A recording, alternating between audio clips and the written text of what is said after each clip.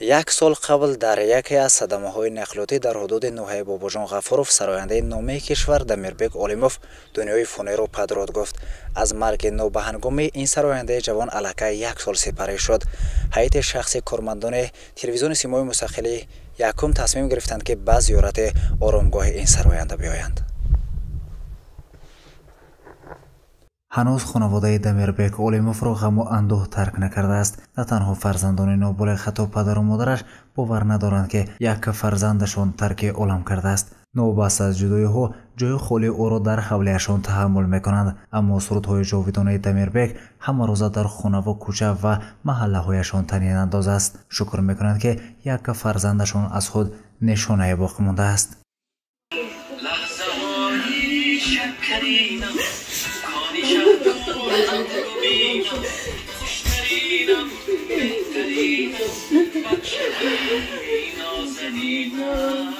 سنه 5 فوریه از مرگ نابهنگام سراینده جوان دمیربک اولموف یک سال گذشت. در این روز در خانواده او در نوحه دیوشش دیگر بار صدای گریه و ناله بلند گردید. غم و اندوه فرا گرفت. دوستان و مخلصانش به عیادت والدانش آمدند. اگر عمر وفا میکرد در ماه مارس 34 ساله میشد. اما امروز تنها خاطره‌های گذشته را یاد می‌آورند. از جای خالی او میگویند: سرودش برات دلم به درد می‌دارد. سرودش شنوم مگر می‌لرزد تمام جانم، استخوانم می‌سوزد بچه‌م، بلای شیرینم دمیر جانی یک و یگانم. شعرها نویستگی، کتاباش نویستگی، خدا خواهد کتابش برات میبیارم گفتن. کتاب موسیقی کرده همون ازبکستان رو تقسیم کرده. طول یک سال راستی گپ من تا همین روزایی و فقط این خیلی بوده که نمیدانستیم. همین خیلی شهرتیار شده بوده است. و من در عائله ما این خیلی شهرت پرستی نیست. خیلی میدونستم که مخلص دارد، یکی من یگان بار نگفته بودم که همین خیلی شهرتیار، همین خیلی مشهور شده بوده است. دمیر جان من طول یک سال از تمام گوشه کناری تاجیکستان برای دعاخوانی فاتحه خوانی میبیام. من امروز استاد آذرخشاندن بسیار یک سخن و یک صحبت زیبا آفریدن نسبت فرزندی من. حاضر به فرزنداش خورد من کلان شوند شاید انتخاب کنم. دیگه من حرکت میکنم که آنها کدام کسب نگیرن طرز سرودخوانی پدرشون، سرودهای پدرشون دایم میخوانن. من این به وعده میتیم که فایو صنعتکار نشوند، دیگه همین کسب دوم درجه کرده میگیرن. البته دوام دیاد سرودهای چلش خواند بچه کاش کدامش که تاند. انا خوردیچه اینش علاقه خواندوست یک ویشه و یش موزیک به تستر و یش علاقتش بسیارتر. دمیربک اولموف تقریبا ساعت 1:40 شب 5 فوریه سال 2022 در راه سومغور خوجند در موضع باغ ملی وحدت در نتیجه صدمه نقلیاتی از عالم گذشت.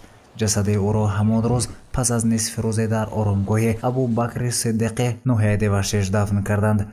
از درگذشت او یک سال سپری شد، ولی همان دوستان و همکارانش به عیادت سر قبر او میآیند. از خصلت نکوی دمیربک اولموف حرف میزنند. میگویند که شخصیت خاکسار زمینی و انسان نیکوکار بود.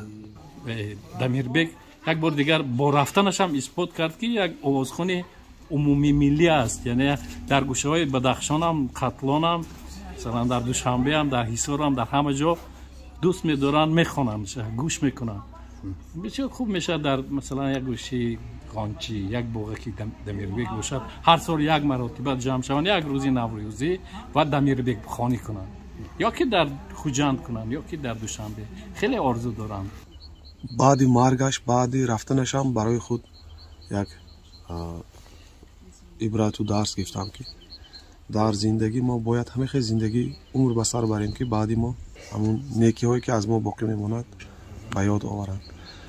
من خاکساری دمیربک رو بسیار دوست می داشتم. همچون آدمی عادی میشناختیم. یگان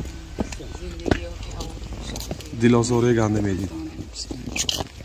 خورسندی خوشنودی را هم وقت میپسندید. همین وقتی خالگی آمد کوشش میکرد که همه ما سرجم کنند. نشینیم صحبت کنیم.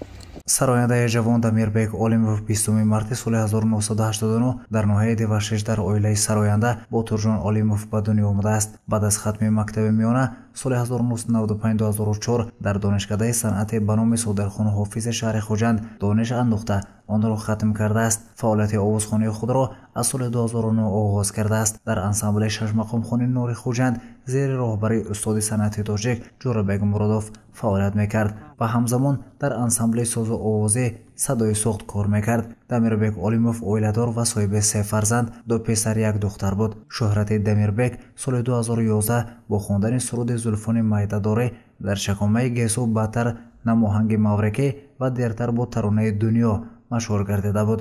имрӯз таронаҳояш ҳастанду худаш дар байни ёру наздиконашон дигар нест. гузориши Сайд Мухтор Сайданвар, Мафтуна Шукур ва Наимҷон Айбов барои барномаи иттилоотӣ Хабар.